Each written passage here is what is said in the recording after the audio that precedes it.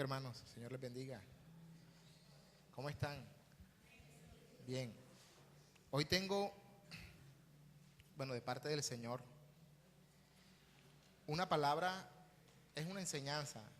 Cuando estuve en Medellín hubo un pastor, él es doctor en teología y profesor del seminario del Pacto, de la Universidad del Pacto en Chicago, en North Park. Y él nos dio un taller muy interesante. Y parte de ese taller pues es lo que voy a enseñar en esta mañana. Amén. Es muy pertinente para lo que está pasando, para los movimientos que está pasando ahora aquí en la iglesia y para que tengamos una comprensión general de lo que es la iglesia del Señor. Amén. Entonces vamos a hacer un pareo por todo el Antiguo Testamento y el Nuevo Testamento para comprender el movimiento de Dios en la actualidad para su iglesia. Amén, hermano. Amén. Estamos en el año de la Biblia, entonces leer Biblia es lo que nos ocupa en este año. Así que vamos a leer mucha Biblia. Amén. Desde la creación, si nos podemos ver cuando el Señor creó al hombre y a la mujer en el huerto del Edén, Dios tenía una relación estrecha con el hombre, ¿sí? Dios le podía hablar cara a cara al hombre y Dios tenía una cercanía constante con el hombre. Eso lo podemos leer en la palabra del Señor, ¿cierto? El Señor y el hombre tenían una comunicación directa y una cercanía constante. Pero el hombre peca y se aleja del Señor. Entonces el Señor les pone unas condiciones al ser humano, ¿cierto? El ser humano comienza a hacer en su libre albedrío lo que quiere hacer. Ya no tiene en cuenta las normas de Dios, ya no tiene en cuenta los estatutos de Dios, ya no tiene en cuenta la voz de Dios, sino que el hombre empieza a proliferarse en la tierra, empieza a desarrollar sus culturas y el hombre empieza a fortalecerse, la raza humana. Empieza a crecer la humanidad, ¿sí? Pero alejada totalmente del Señor. Dios, al ver tanta maldad del ser humano, escoge una familia en la cabeza de un hombre llamado Noé. Y se le revela a Dios a Noé y le dice cuáles son los designios de Dios para la humanidad. Dios dice, dice la Biblia que a Dios le duele el corazón de la maldad que había en la humanidad. Y Dios decide destruir la humanidad. Pero salva a una familia. Escoge a Noé, todos conocemos la historia del arca, ¿sí? Y empieza el Señor un nuevo plan con el ser humano. Cuando la familia de Noé también se prolifera, se fructifica, llena la tierra y adivina qué pasa. Otra vez el ser humano se aparta de Dios como cosa extraña y empiezan a desarrollar sus culturas. Entonces empieza con mucha más ahínco a desarrollarse como cultura humana, ¿sí? Se aleja de Dios. Dios nuevamente diseña otro plan y dice, voy a escoger a un hombre, y se le manifiesta a ese hombre, a Abraham. Lo saca de una ciudad, una de las ciudades más importantes de la época. De hecho, en esa época no habían ciudades y esta fue la primera ciudad de la humanidad. Ur de los Caldeos, que digamos que fue el principio del imperio babilónico. Entonces era una ciudad, imagínense, con toda la tecnología de la época. Dios saca a Abraham de esa ciudad, llama a Abraham y hace un pacto con él. Y le dice, Abraham, si tú me sirves, si tú me sigues, yo haré de ti una nación grande y poderosa, ¿cierto? El Dios de Abraham era un Dios distante, Abraham no le conocía. Dios se le manifiesta a Abraham. Abraham no estaba orando. De pronto tenía un corazón dispuesto para Dios, pero Abraham no le conocía a Dios. Dios conoció a Abraham y Dios llamó a Abraham. El Dios de Abraham era un Dios distante, con esporádicas apariciones. Y era un Dios impersonal. Uno no sabía quién era Dios. Abraham se sorprende. Abraham es el padre de la fe porque sin conocer a Dios le cree y le sigue. Por eso le llaman el padre de la fe. Entonces digamos que Dios en esa época de la humanidad era un Dios desconocido. No había nadie que hablara de Dios. No había profetas, no había Biblia, no había mensajeros de Dios. Dios tenía que él mismo predicarse al hombre. Y Dios escoge a este Abraham y hace un pacto con Abraham. Amén. Abraham, en su incipiente manera de adorar a Dios, primero que todo les voy a decir el nombre de la predicación, de la enseñanza. Yo le coloqué la visión de la adoración en la misión de Dios. La visión de la adoración en la misión de Dios. Así se llama el mensaje. Entonces Abraham, en esa rudimentaria forma de percibir a Dios, digo rudimentaria porque Abraham no tenía la Biblia para consultar, bueno, ¿y ahora cómo vamos a adorar al Señor?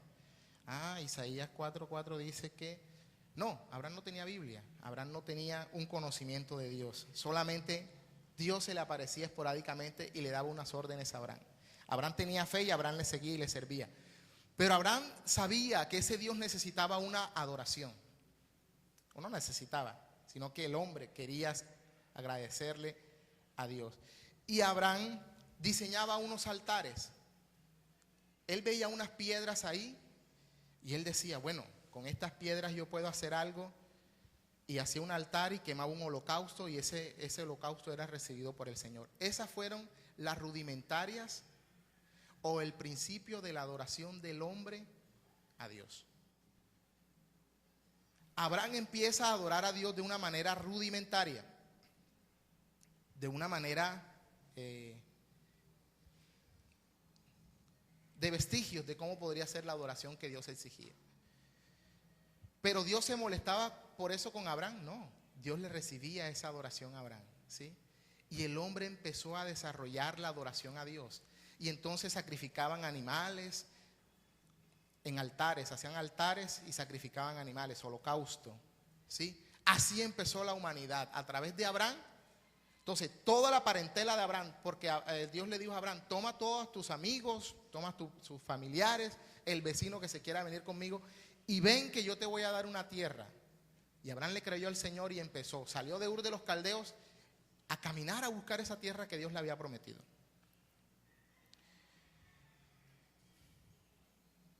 Abraham nunca encontró la tierra, ni tampoco sus hijos encontraron la tierra. Pero cuando el pueblo de Israel estaba cautivo, o estaba preso, o estaba prisionero en otro imperio que se había levantado, que era el imperio egipcio, entonces Dios llama a un hombre, porque al pueblo de Israel no le era permitido en este imperio, que ellos estaban ahí cautivos, eran esclavos, marginados. Este pueblo no había tenido un desarrollo en la adoración a Dios. Entonces Dios llama a Moisés. Y le llama a Moisés y le dice, Moisés, tengo un plan para el pueblo mío. Yo me acuerdo de esas promesas que yo le hice a Abraham. Y ahí está el pueblo, ya son 4 millones de personas. O sea, la familia de Abraham creció en el tiempo en 4 millones de personas, 4 o 5 millones de personas que estaban cautivos ahí en Egipto. Dios se le manifiesta a Moisés en el monte del Sinaí. Vamos a leer Éxodo, capítulo 19, versículo del 1 al 3.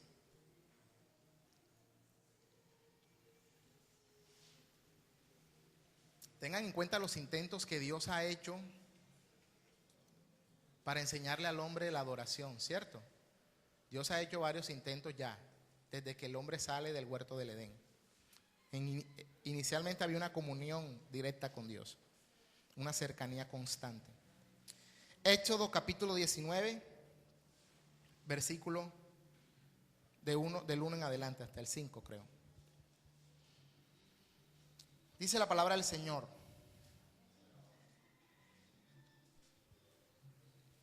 en el mes tercero de la salida de los hijos de Israel de la tierra de Egipto, en el mismo día llegaron al desierto del Sinaí. Habían salido de Refidim, ¿sí? Así dice, y llegaron al desierto de Sinaí, y acamparon en el desierto, y acampó allí Israel delante del monte. Un monte es una montaña. A veces uno aquí piensa que el monte es, no, vamos para el monte y el monte son las hierbas esas. No, no. Monte viene de montaña, una montaña grande, una elevación de tierra, dice la definición. Versículo 3. Y Moisés subió a Dios, y Jehová lo llamó desde el monte diciendo: así dirás a la casa de Jacob y anunciarás a los hijos de Israel: vosotros visteis lo que hice a los egipcios y cómo os tomé sobre alas de águilas y os he traído a mí. Ahora pues, si diereis oído a mi voz y guardareis mi pacto, vosotros seréis mi especial tesoro sobre todos los pueblos, porque mía es toda la tierra. Dos cosas importantes.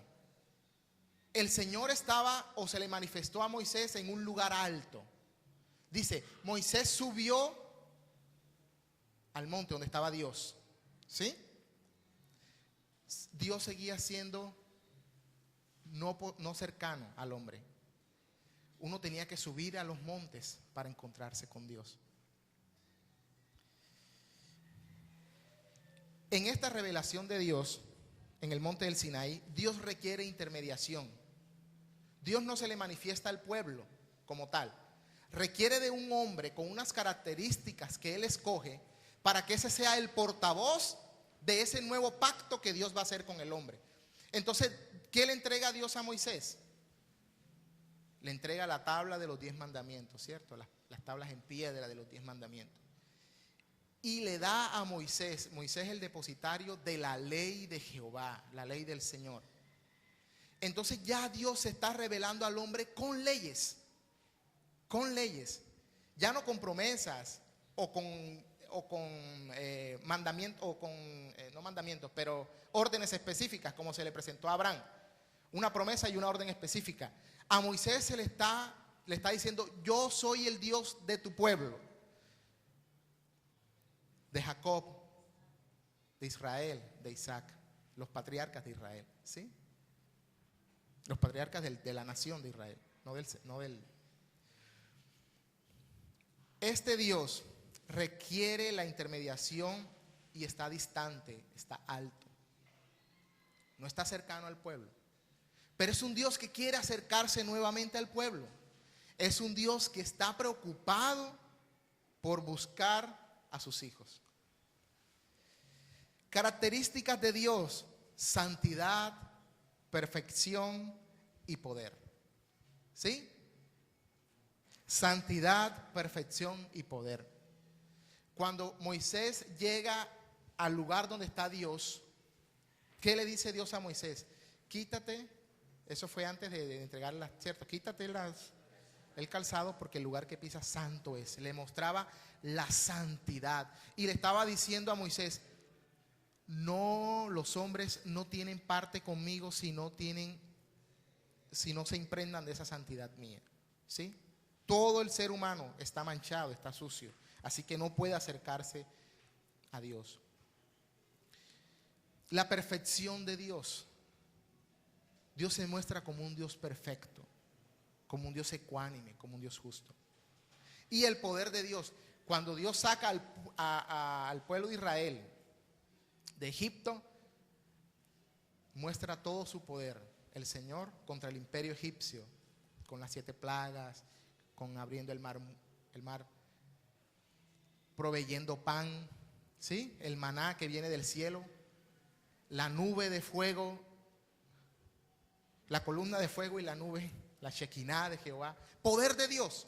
Dios manifestó todo su poder para que el hombre no tuviese, digamos, excusa, ¿sí? Entonces Dios se revela con tres atributos interesantes: santidad, perfección y poder. Mire cómo Dios está progresando en su revelación al hombre, ¿sí?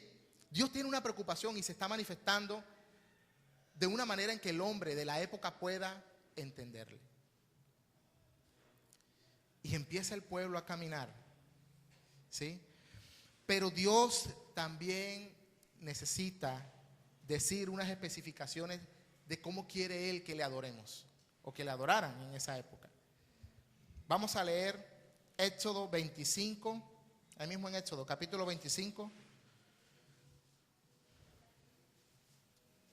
versículo 1.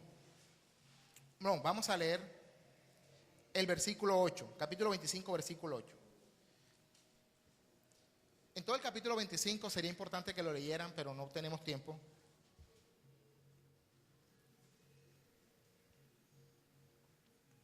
El versículo 8, amén.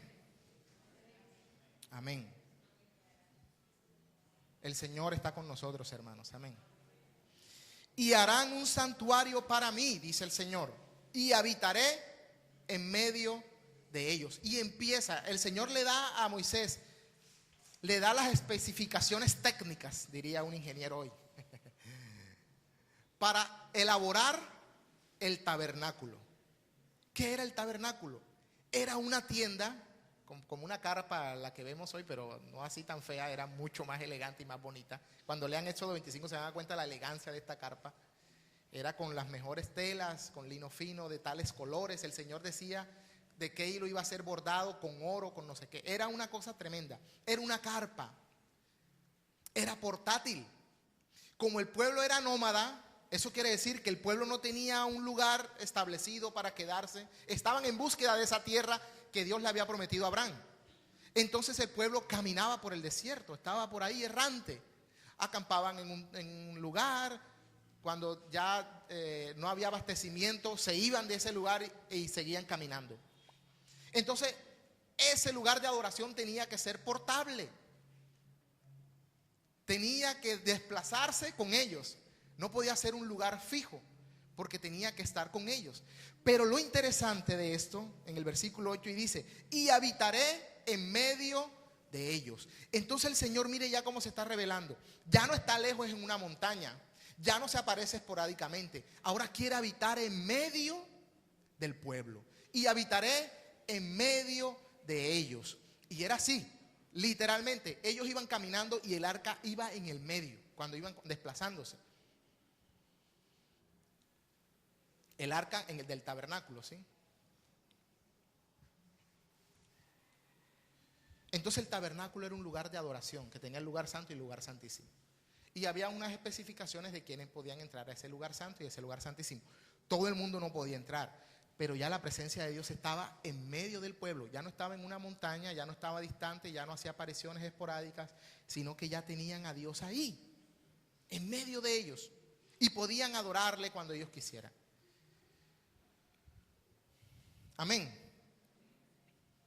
El Señor está más cercano y disponible para el pueblo de Dios. El Señor habita en medio de su pueblo. Características. Había un simbolismo de presencia. El Señor quería manifestar un simbolismo de presencia. Había una manifestación de liderazgo y había una manifestación de guía. Cuando hablamos de la columna de fuego y la nube. Entonces Dios estaba utilizando unos simbolismos para que el hombre de la época entendiera cuáles eran las manifestaciones de Dios. Recuerden que no había Biblia, ¿sí? Y Dios empieza a llamar hombres como Moisés. Luego muere Moisés y vienen otros hombres en el reemplazo de Moisés. Y empieza el pueblo de Dios a empezar a practicar la ley que Dios le había entregado a Moisés. Y empiezan errantes, pero un día,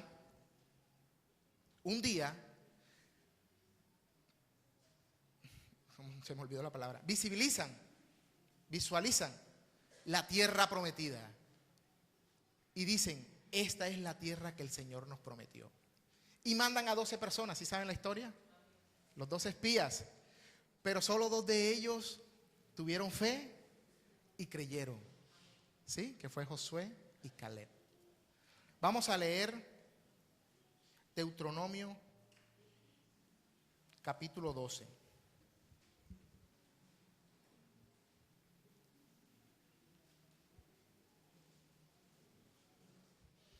Deuteronomio capítulo 12, que realmente es Deuteronomio, si no uno dice Deuteronomio, pero es Deuteronomio. Yo digo Deuteronomio. Creo que todo el costeño dice así, Deuteronomio. Deuteronomio. Amén. Dice en el versículo 4 y en el versículo 5, dice así: no haréis así a Jehová vuestro Dios, sino, ¿sí están conmigo, hermanos? Amén.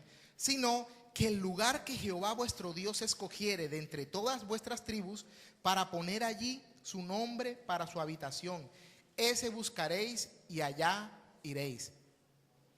Miren, Dios ya está revelando a ese pueblo entrante. El pueblo de Israel se encontró con la tierra prometida, pero la tierra prometida estaba habitada. Y estaba habitada por paganos, por gente que hacía adoración a otros dioses, no al Dios nuestro, sino a otros dioses. Entonces el Señor les dice: entren en esa tierra y derriben esos altares y saquen esa gente de ahí, y el lugar y la tribu que yo escogiere, ahí van a poner mi nombre. Y esa es la cuarta revelación del Señor en cuanto a su adoración. La quinta, perdón. El nombre del Señor. ¿Sí? Ahí lo miramos. En el versículo 5. Sino que el lugar que Jehová vuestro Dios escogiere de entre todas vuestras tribus para poner allí su nombre. Entonces el Señor ya está manifestando un nombre. Recuerden que nadie le conocía el nombre. ¿Ah? Nadie le conocía el nombre. Sí, no como ahora, no. Sí, el Señor, Jehová, Yahvé. En esa época Dios no tenía nombre. O sí tenía, pero no se lo había revelado a la gente. Y ya Dios está hablando de un nombre. Dios se revela en intimidad. Todo el que invoque su nombre, Él está cerca. ¿Sí? Las características, Dios muestra, cuando revela su nombre, Dios muestra su naturaleza, su persona, su carácter, su reputación. En la tradición judía, el nombre representaba todo eso. El nombre de una persona, no como ahora. Vamos a ponerle Hasbleidis, o vamos a ponerle Hader, o vamos a ponerle, y uno a veces ni sabe ni qué significa ese nombre. No, en la tradición judía, me acordé de Hasbleidis. Que Dios bendiga a Hasbleidis donde esté. En la tradición judía, buscar un nombre tenía que ver justo con la persona. No podían poner nombres sino, y de hecho no había nombre, entonces los nombres eran inventados. ¿Sí me explico? No había como una base de datos que uno va a internet, voy a buscarle un nombre y miles de nombres, millones, yo no sé. No, en esa época no había nombre, había que inventarlo. Entonces cualquier cosa que pasaba, bueno, nació con la pata chueca, vamos a ponerle el chueco, y así. Así eran los nombres en esa época. Y revelaban la naturaleza de la persona, el carácter y la reputación. Bueno, Dios cuando muestra el nombre, da a conocer eso, su naturaleza, su carácter, su reputación. Entonces ya hay un paso más cerca. El Señor ya está diciéndole a la humanidad: ya conoces mi nombre, ya conoces mi nombre. Ya no soy ese Dios esporádico, allá que se aparecía con un ángel de vez en cuando, que no sabían ni cómo adorarme y alguien se inventó poner unas piedras y quemar algo ahí, matar algo. No, ya no soy ese Dios. Ahora ya tú me conoces y yo te conozco. ¿Sí? Cuando uno va a conocer a una persona, ¿qué es lo primero que le pregunta? Su nombre. Entonces ya la gente se podía dirigir a Dios con su nombre, que era impronunciable entre otras cosas. Pero sabían que tenía un nombre. Dios muestra su nombre, hermanos. Entonces, ¿sí van viendo el progreso de Dios con la humanidad, con su pueblo? ¿Cómo Dios va progresando? Es interesante. Luego viene un hombre que tiene un anhelo y un sueño del Señor, y es construir un gran templo. Ya el pueblo de Israel ya estaba en la tierra. ¿Sí? Ya estaba en la tierra. Ya tenía una tradición histórica de estar viviendo ahí. Y a David se le ocurrió diseñar, planear, visionar un templo para que el Dios habitare. Vamos a leer Primera de Reyes capítulo 8.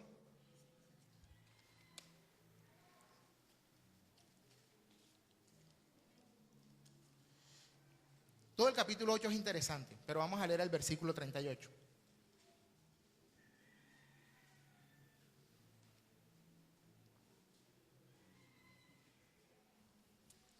Amén.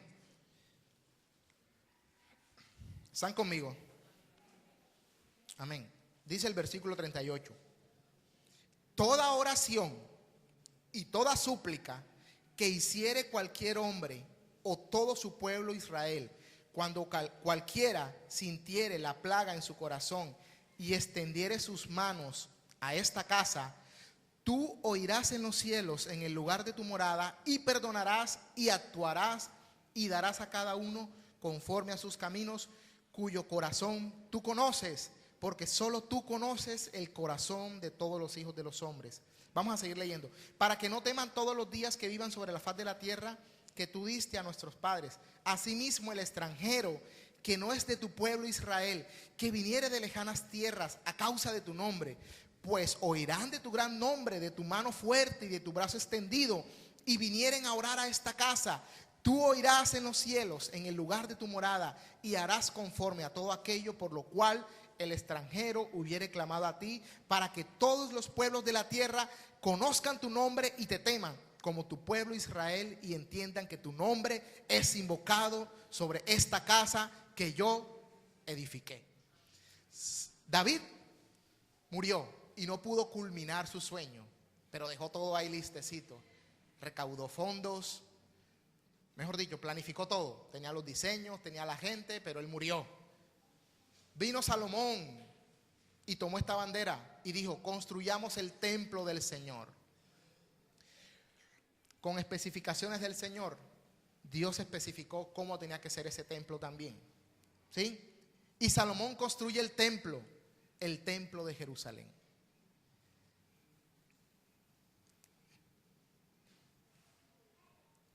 Dios mora en Sión. Sión es la ciudad de Jerusalén, el monte. Dios mora en Sión con su pueblo día y noche. La ciudad santa, la ciudad de Dios. Entonces, todas las personas, fuesen de Israel o de otras ciudades o de otros países, eso en esa época no era países, pero para entender, de otras regiones, si querían invocar el nombre del Señor, tenían que voltearse donde estaba la ciudad santa, donde estaba el templo de Salomón, y oraran. Y todas sus oraciones, dice el versículo que vamos a leer, todas las oraciones de todo el mundo podían ser escuchadas si miraban al monte santo, a la ciudad santa. Porque Dios habitaba ya no en medio de su pueblo, ya no en una montaña, habitaba en el pueblo. La ciudad de Jerusalén, la ciudad capital del pueblo de Israel. Y había un templo para la adoración a Dios, y Dios estaba en su pueblo. ¿Sí? En la ciudad santa. No había otro lugar donde se podía adorar a Dios. Si tú querías adorar a Dios, tenías que mirar a la santa ciudad e invocar el nombre del Señor, para que el Señor escuchara tus oraciones y te hiciera justicia. Características: escucha las oraciones, ya no de intermediario, ya no tiene que ser un intermediario. Ya las personas pueden orar, pueden dirigirse a Dios, porque ya conocen un nombre, ya saben que hay un lugar fijo, que Dios va a estar siempre en ese lugar, que solamente volteando la mirada, esté en el este o en el oeste, el norte, el sur, no dice específicamente, pero la gente ya sabía. Sabe que esa gente era más firme que en esas cosas que nosotros. No necesitaban GPS en esas cosas. Ellos sabían y ellos decían: allá está la gran ciudad, la ciudad santa. Doblo mis rodillas ante el Señor y el Señor va a escuchar mis oraciones. Entonces el Señor escuchaba las súplicas y las oraciones de todo el mundo. Perdona al pecador, juzga con justicia. El templo se convierte en la corte suprema de justicia del pueblo de Israel. Todos los juicios, que en estos días estábamos hablando de los juicios, ¿cierto? Todos los juicios del pueblo de Israel eran atendidos ahí en el templo. Se convierte entonces el templo en un centro, no solamente religioso de adoración, sino también en un centro político, de poder, de prestigio.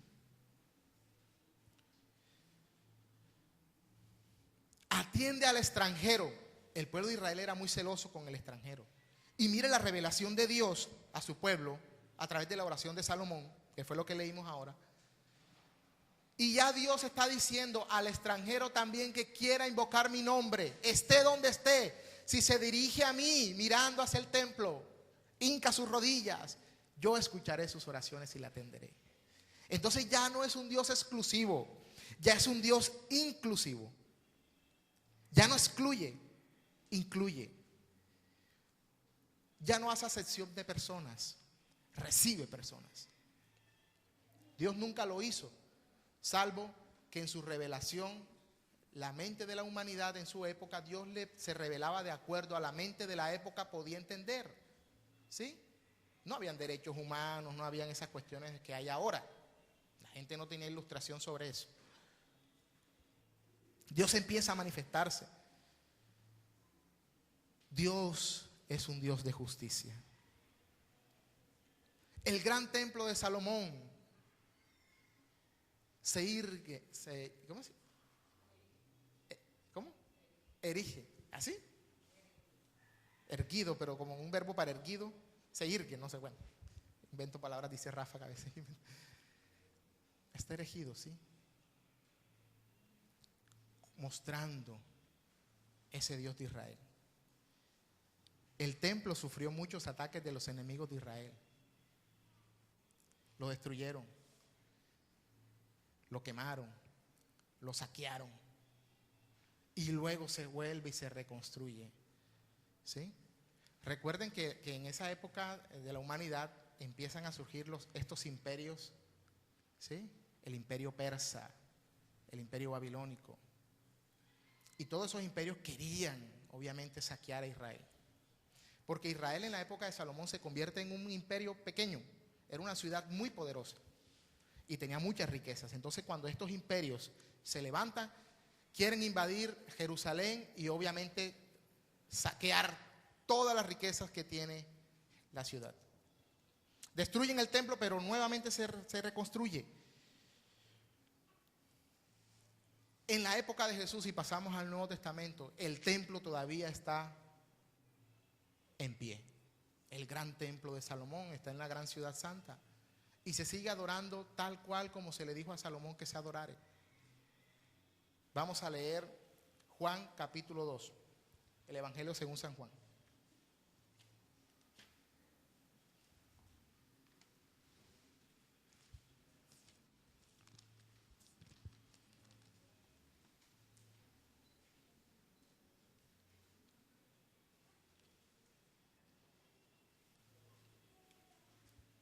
Entonces quiero repetir para cuestión de aprendizaje. La creación, el Dios de Abraham, el Dios del monte del Sinaí, el Dios del tabernáculo, Dios revela su nombre y el templo construido por Salomón. Ahí quedamos, ¿cierto? Pasamos al Nuevo Testamento y vamos a leer Juan capítulo 2, Evangelio según San Juan capítulo 2, versículo 14. O vamos desde el 14. Dice: y halló en el templo a los que vendían bueyes, ovejas y palomas, y a los cambistas allí sentados. Está hablando de Jesús. Jesús halló eso en el templo. Y haciendo un azote de cuerdas, echó fuera del templo a todos y las ovejas y los bueyes, y esparció las monedas de los cambistas y volcó las mesas, y dijo a los que vendían palomas: quitad de aquí esto y no hagáis de la casa de mi padre casa de mercado. Entonces se acordaron sus discípulos que está escrito: el celo de tu casa me consume. Y los judíos respondieron y le dijeron: ¿qué señal nos muestras ya que haces esto? Respondió Jesús y les dijo: destruid este templo y en 3 días lo levantaré. Dijeron luego los judíos: en 46 años fue edificado este templo, y tú en 3 días lo levantarás. Mas él hablaba del templo de su cuerpo. Jesús como templo. La revelación de Dios en Jesús encarnado, Dios mismo habitando con nosotros. Jesús purifica el templo cuando hace el azote de cuerdas, ¿sí? Volca las mesas. Eso se había convertido en una mercadería. Imagínense la corrupción que había en el templo de la época. Ya no era un lugar de adoración. Ya no estaba cumpliendo su propósito. Ya el templo se había convertido en un centro de corrupción. Jesús purifica el templo. En esta señal Jesús se muestra como el templo del Señor con la autoridad para que lo adoren. Jesús dice, este templo lo destruiré y en 3 días lo edificaré. Y sus discípulos acordaron que el Señor estaba hablando de su muerte y su resurrección. Dios se hace carne, son las características. En el Antiguo Testamento, vestigios de Dios. Dios se aparece a Abraham por allá, 20 años después, 15 años después, Se revela en un monte, da unas leyes. Vestigios de Dios revelándose. En el Nuevo Testamento, Dios se encarna. Entonces ya Dios no está en una santa ciudad. Ya Dios está en la humanidad. Miren la revelación de Dios, ¿cómo va? Dios se empieza a revelar en su adoración. Jesús encarna al mismo Dios. Dios se hace carne y camina con nosotros, dice Juan. Y el Verbo se hizo carne y habitó con nosotros. Recibe adoración. Jesús, Dios, recibe adoración. Enseña la palabra. Dios mismo enseñando la palabra. Predica el reino de los cielos. Sana al enfermo. Recibe al quebrantado. Atiende al humilde. Esas cosas no eran permitidas para la época.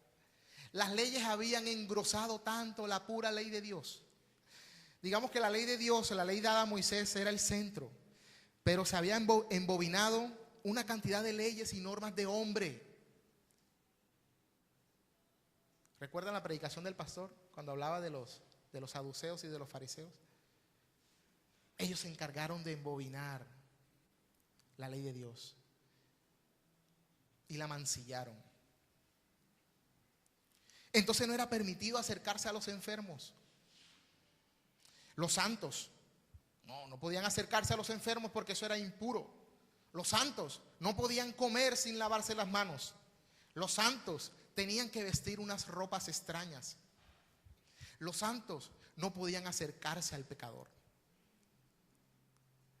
Los santos no podían hacer manifestaciones de amor un sábado porque era día de reposo. Jesucristo rompe todas estas leyes de hombre y Jesús hace todo eso en virtud del amor que Dios está manifestando en Jesucristo. Dios mismo se hace hombre. Dios mismo encarna la humanidad para comprenderla, para entenderla, para escucharla. Ya no está en un monte, ya no hay apariciones esporádicas, ya no está en un altar. Ya es un hombre, Dios mismo caminando, hablando con la humanidad.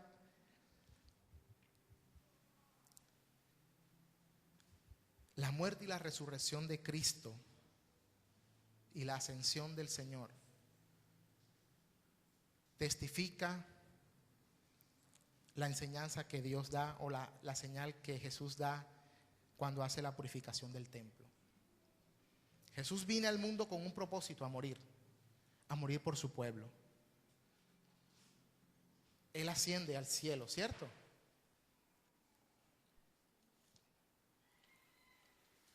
Pero deja a una persona.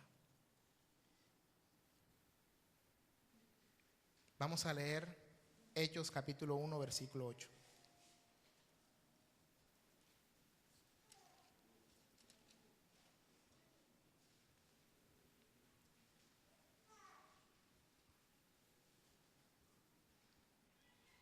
Amén. Hechos 1:8 dice: Amén. Pero recibiréis poder cuando haya venido sobre vosotros el Espíritu Santo. Y me seréis testigos en Jerusalén, en toda Judea, en Samaria y hasta lo último de la tierra. Miren la revelación tan maravillosa del Señor. El Señor dice, Jesús, ya este templo no lo necesitan. El templo de Jerusalén. Ya la adoración. ¿Recuerdan ese caminar de Jesús? Cuando se encuentra con la mujer samaritana y la mujer samaritana le dice, Señor, bueno, no me acuerdo muy bien el texto, pero la cuestión estaba de dónde se adoraba, si en Jerusalén o en Samaria, porque ella se consideraba judía, pero los judíos no consideraban a los samaritanos judíos, los consideraban impuros porque estaban mezclados, no eran una raza pura. Entonces Jesús le dijo, mujer, llegará el día que ni en Jerusalén ni acá será la verdadera adoración, sino que los adoradores adorarán en espíritu y en verdad. El templo de Jerusalén ya caducó, ya cumplió su ciclo. Jesús se hizo templo. Amén. Miren, y de hecho históricamente el templo de Salomón o el templo de Jerusalén fue destruido en el año 70 después de Cristo. En el año 70, o sea, 40 años después que Cristo muriera, 30 y pico de años después que Cristo muriera, fue destruido. Como dijo él, no quedó piedra sobre piedra.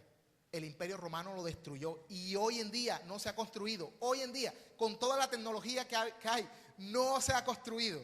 2000 años y no se ha construido el templo porque Jesús dijo que ya ese templo no debía estar ahí. Interesante, ¿cierto? Interesante. No ha podido Israel con toda la tecnología y todo el dinero que tiene Israel. Porque Israel nada más, el padrino nada más es Estados Unidos, imagínense. Y no han podido porque hay unas cuestiones políticas ahí que le impiden hacerlo. Es una cosa tremenda. 2000 años y no se ha construido el templo en Jerusalén. Porque Jesús dijo, destruiré este templo.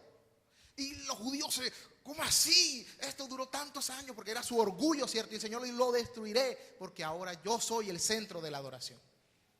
Amén. Pero Jesús no se quedó ahí. Mandó al Espíritu Santo. Mandó al Espíritu Santo.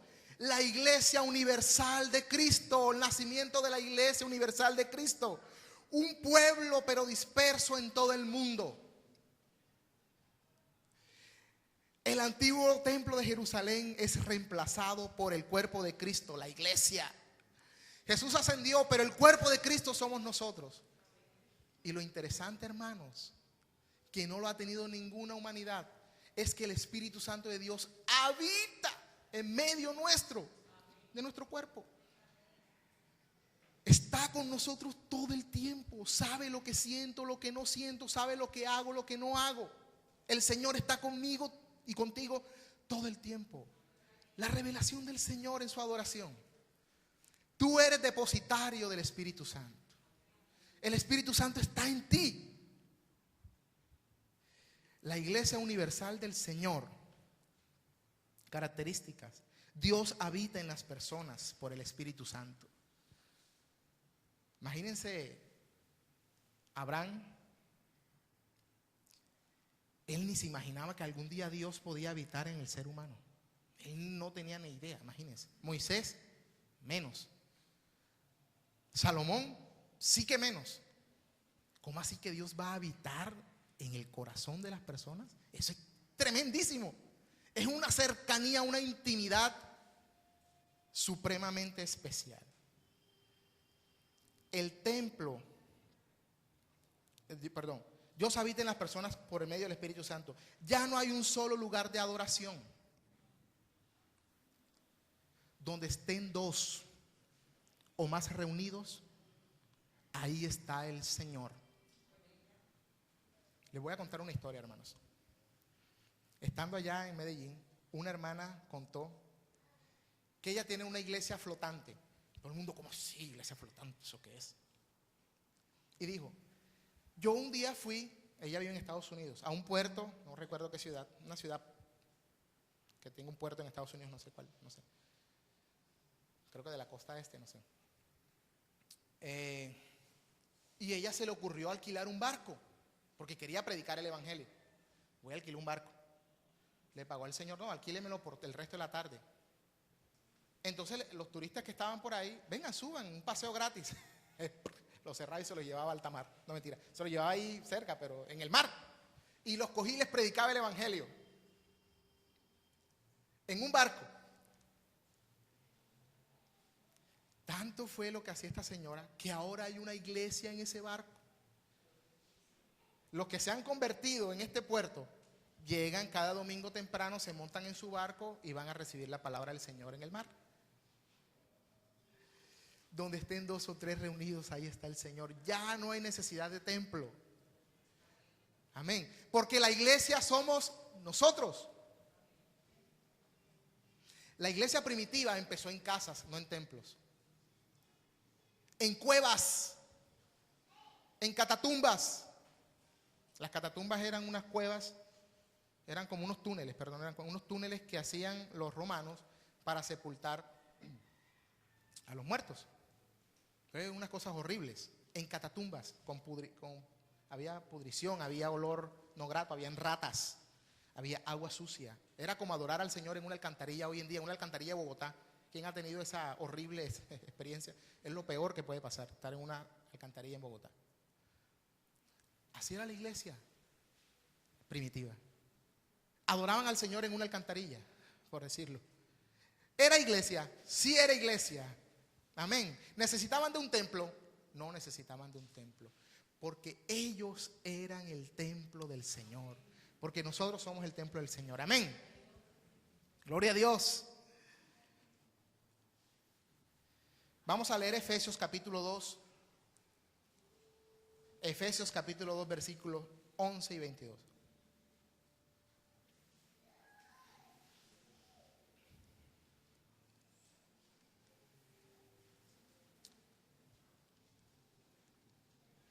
Efesios capítulo 2, versículo 11.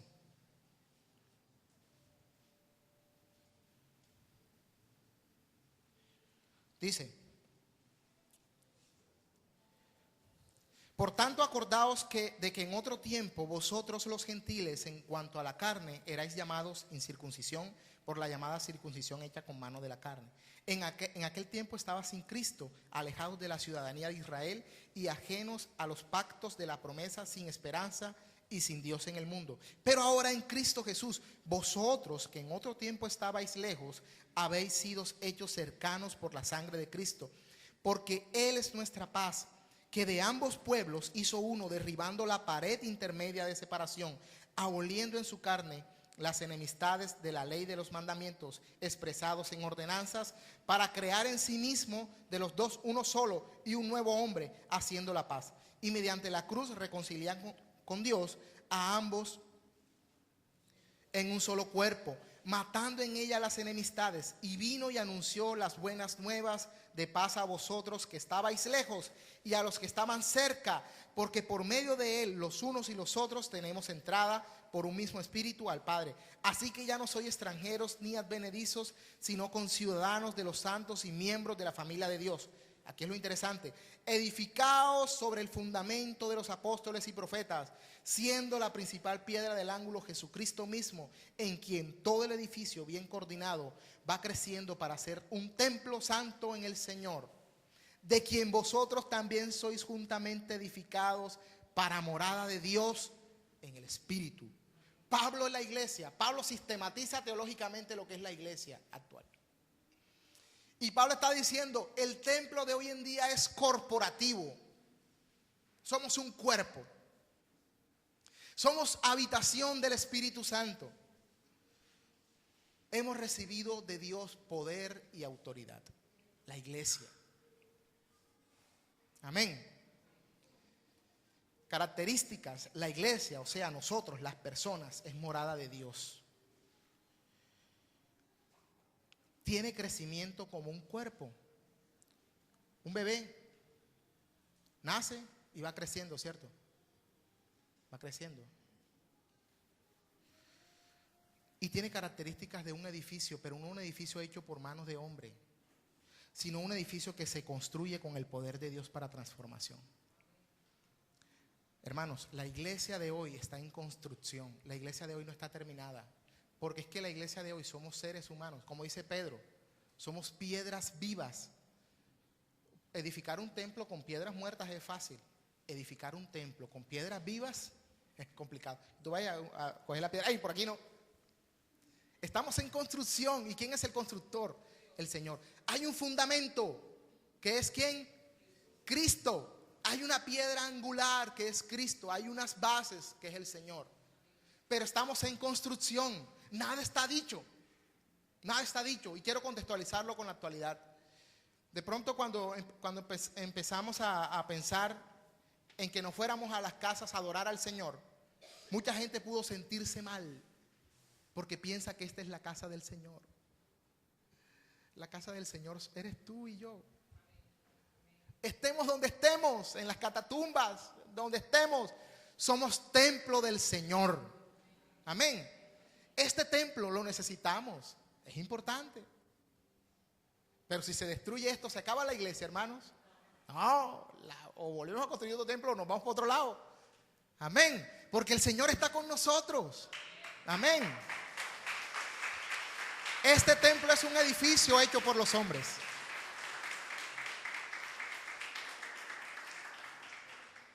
El templo de la iglesia hoy, o sea nosotros, está en construcción para transformación. Si leen Efesios, estamos estudiando Efesios con los muchachos. Espero que ahora tengan una amplitud ahora de Efesios. Ya entiendo por qué es de ciertas cosas. Porque Efesios es un libro muy cargado teológicamente. Transformación del Señor. Estamos en construcción porque son nuestras propias vidas las que están construyéndose. Dice la Biblia que tuvimos un nuevo nacimiento, que no se puede ser cristiano si no hemos nacido de nuevo. Nicodemo le dijo a Jesús, se escandalizó cuando Jesús le dijo, Nicodemo, tienes que nacer de nuevo. Nicodemo le dijo, Señor, ¿cómo un hombre adulto va a entrar el vientre de su madre y nacer de nuevo? ¿Sabe qué quería decir Nicodemo en esa época? No era que le estaba pensando físicamente realmente en entrar en el vientre de su mamá. Él decía, así como es de imposible entrar adulto en el vientre de mamá para nacer nuevamente, así es de imposible de que el hombre cambie. Eso es lo que está diciendo Nicodemo, porque Nicodemo no era cualquiera, Nicodemo era un doctor de la ley. Hoy en día, mucha gente piensa que no puede cambiar. Hoy en día mucha gente piensa, yo soy así, lo que decía el pastor. Estamos en construcción, hermanos. No construcción de la filosofía constructivista, no. Construcción de la Biblia, del Espíritu Santo, de la perfección. Porque hay una teoría por ahí constructivista, tiene sus cosas buenas y unas que no. ¿La palabra de Dios está en construcción? No, ya la palabra está terminada. ¿Dios está en construcción? No. Yo no voy a construir mi propio Dios, lo que predicaba el hermano Rafa Quedía, que mucha gente construye sus propios dioses. No, eso es pecado gravísimo. Ni Dios ni la palabra están en construcción. ¿Qué está en construcción? Nosotros. ¿Construcción para qué? Para crecer, para transformarnos, para llegar a la estatura de un varón perfecto, dice Pablo aquí en Efesios. Amén. Somos un cuerpo, somos una construcción del Señor. Y por último, hermanos, es que esto no se queda aquí. Eso es lo que estamos viviendo ahora, estamos en construcción. Pero, vamos a leer Apocalipsis 21, 22.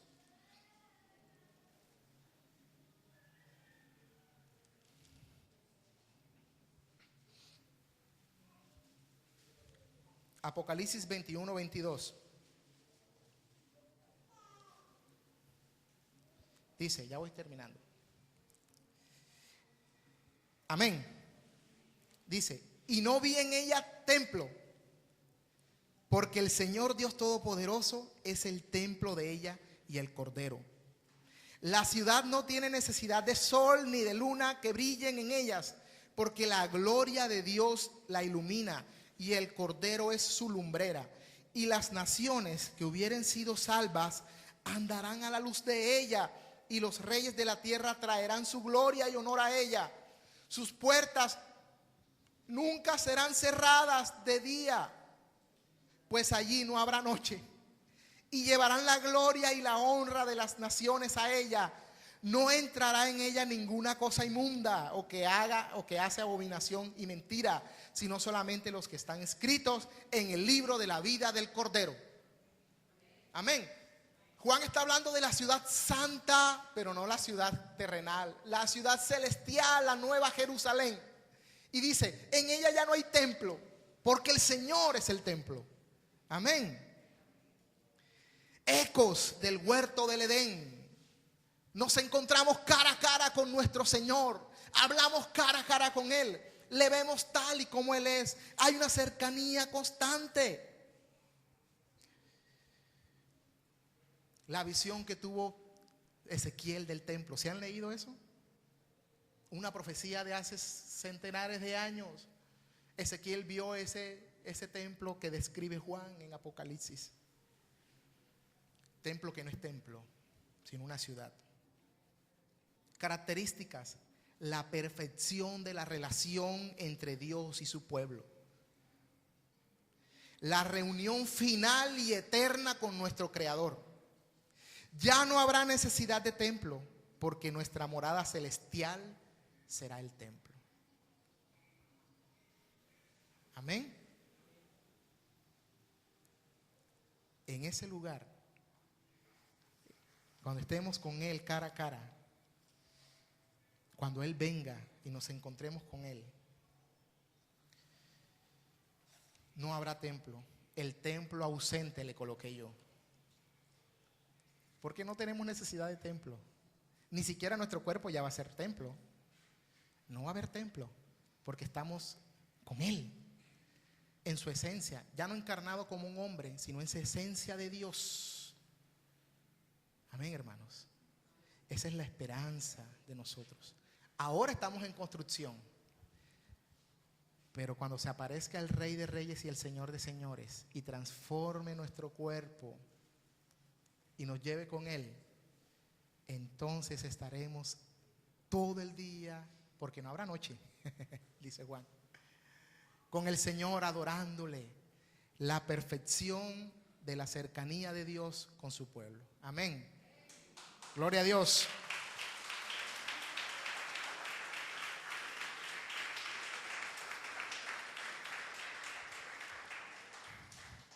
Vamos a orar. Cumplí la meta, dije, me propuse 1 hora porque era bastante cosa, pero el Señor nos ayudó.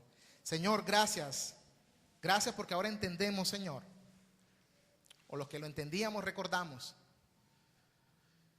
que tú estás con nosotros, Señor, que tú te has manifestado a este pueblo, a la humanidad, Señor, desde miles de años, Señor. Y en la mente finita del hombre, el hombre te ha interpretado en esa manifestación tuya, Señor. Pero hoy tenemos la claridad. Pablo dice que antes veíamos como por un espejo, pero algún día veremos cara a cara, Señor, tu rostro. Y veremos toda la totalidad de tu inmensidad, Señor. Ahora tenemos limitaciones, no entendemos, Señor, algunas cosas que ocurren. Tú no te puedes manifestar 100%, Señor. No soportaríamos tu grandeza, no soportaríamos tus insondables juicios, no soportaríamos tu grandeza, Señor. Pero tú has prometido que te revelarás, Señor, a nosotros, tal y como eres en los cielos, Señor. Gracias, Dios Todopoderoso, por ser tu iglesia, Señor. Gracias por el privilegio hermoso de ser depositarios de tu Espíritu Santo, Señor. Gracias por la esperanza a la que hemos sido llamados. Y gracias por el poder por el que nos has transformado, Señor. Hoy te pedimos, Señor, que esta tu iglesia, Señor, tenga una comprensión, Señor, total de la responsabilidad a los que ellos están llamados como iglesia tuya, Señor. Y que prediquen este evangelio, Señor. Y que anuncien las buenas nuevas de salvación, porque tú habitas en nosotros, Señor. Gracias, Jesús. En tu nombre, Señor, coloco, Señor, esta grey, pidiéndote, Señor, que nos ayudes en todas nuestras dificultades. Amén y amén. Amén. Ofrece un fuerte aplauso al Señor.